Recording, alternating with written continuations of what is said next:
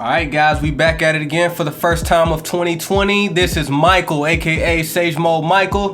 Daz the Hero, back and better than ever. And today, we just gonna get a little further into where we're at with a lot of sports across platforms. We got a little NBA talk. We got a little college football bowl game talk. So just chill with us for a few minutes as we go through this shit, because it's really been hype and exciting and then very disappointing at the same time. At the same time for some. Not for others, but for some, yeah.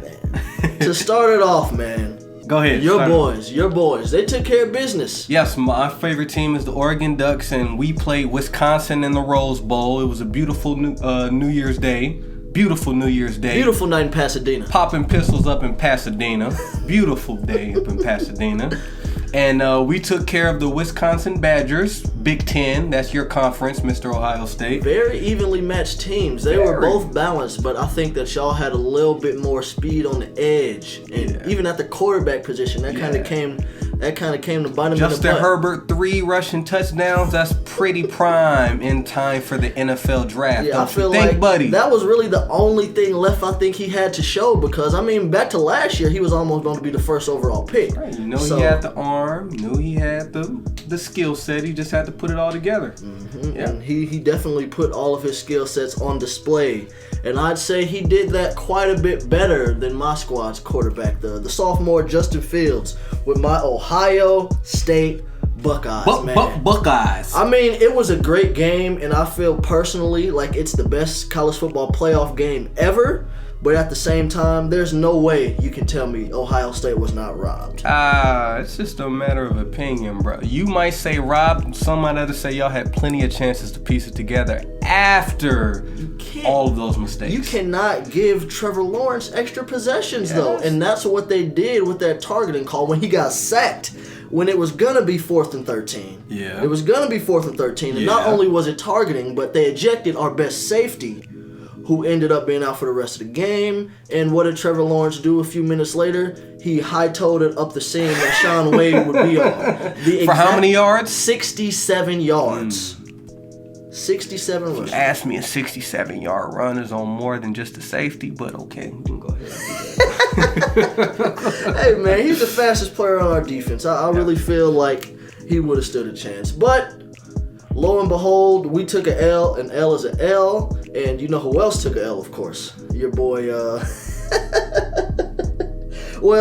your boy less and mine more, Mr. Jalen Hurts. That's not my boy. That's your boy. That's 100% your boy. Jalen Hurts. He played a pretty good game, but I don't think he was ready for the tempo, just the overall atmosphere of playing up against LSU. They hadn't been playing that high-level football all year. It was pretty much up the street from the Bayou, so they had the home field and everything. It just wasn't enough, man. Football. And now we're looking forward to January 13th, where we have the national title game. Joe Burrow versus Trevor Lawrence. Joey football, let's go. I feel like the Buckeyes honestly win this by default if LSU wins, just because, I mean, Joe Burrow is an original OG Buckeye recruit. After he got injured and Dwayne Haskins stepped up to play, he transferred over and really got to put all of his talents on display this entire season. Yeah, he really did. 55 passing touchdowns. I told you I was calling him Joey football back in like October, man. I don't know. Okay,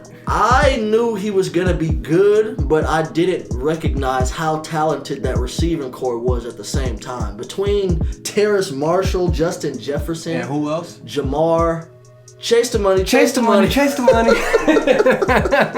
Man, you got 3 different guys that have like 10 touchdowns and over 1,000 yards receiving. And that's why January 13th will be a day to remember. Just be looking forward to our coverage on that. Let's move on to NBA. NBA, it's a block party, ladies and gentlemen, because currently those Los Angeles Lakers are not only leading the West in wins, but they are also leading the entire NBA in blocks. Yeah, but we cannot act like we were not highly disappointed on Christmas with that Christmas game. Why is it that we can't beat the Clippers, man? First off, they make sure that they bring their A game and they play the game of their lives every single time it's the Lakers. But at the same time, LeBron in both of these games has not risen to the occasion. No, he hasn't. And as a lifelong Bron fan... Shout out to Patrick Beverly. You're a star killer, buddy. You're a star killer with no all defenses, no superstar, no all-star credits. But, I mean, he's a grinder, and I really think that... Get in where you fit in. I really think that Kawhi has kind of separated himself from the Giannis's of the world. Like, he's not quite at that KD, LeBron legendary level yet, but he's taken steps to try to put his name onto that plateau. I'm glad you can say that, because 2 years ago you were arguing with me that Kawhi, hands down Kawhi Leonard was way better than Kevin Durant. Can I learn? Can I learn from that's what adulting is. That receiving new information, seeing something new, and getting proven wrong, and not being too stubborn to admit that you were wrong. Okay, I feel you on that one. Well, man, we need KD back. We do need KD back for the league. I think we need Steph back just as bad. Because it's like, not exciting. It's not as much. He's must-watch television, bro. And he has been for the past 3-4 years. 5 years. Okay. 5 years. It's 2020. He won that first MVP in 14-15. That's right. And we're looking forward to All-Star break coming up. In Chicago, while we're Illinois. on basketball, we might as well switch up to NCAA basketball. How your Buckeyes been doing lately, man? My Buckeyes have taken a few L's, but if you look at all the rankings and all the top teams, everybody's got 2 or 3 They all losses. falling off. If you number one that day, you're gonna lose that night. Right now, Gonzaga is sitting at the top, but I promise you, within a week, it's January 6th right now. By the time it's January 13th, they will not be number one.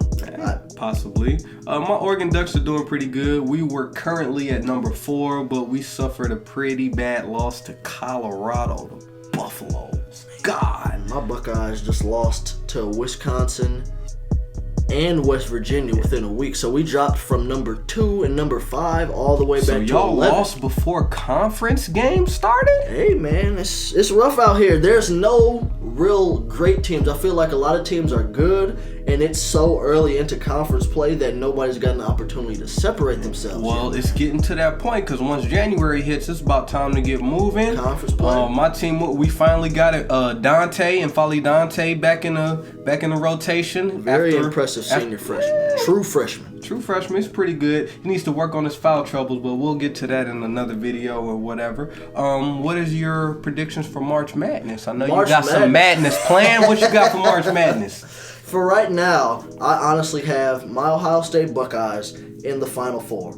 Based on our guard play and our talent, we got 3 number 1 players in their state. E.J. Liddell, number 1 player out of Illinois. DJ Carton, number 1 player out of Iowa. Alonzo Gaffney, number 1 player in the state of Ohio. So we got the talent.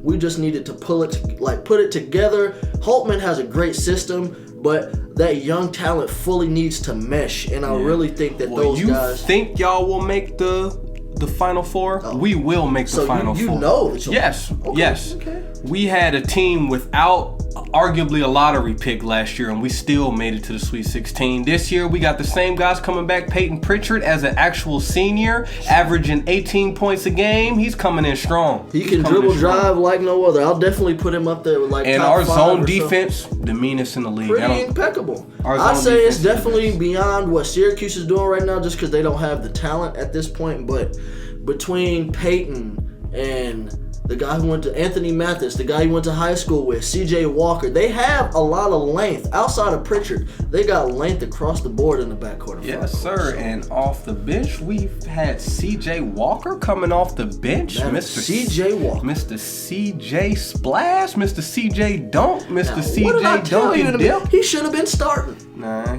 some players need a little bit of time to work into it, but I think he's finally going to settle in. Guys, we want to thank y'all for tuning in to us. This has been Lenear Bro Sports Talk. Again, this is Michael, a.k.a. MC Mike the Coolest. Sage Mode Michael.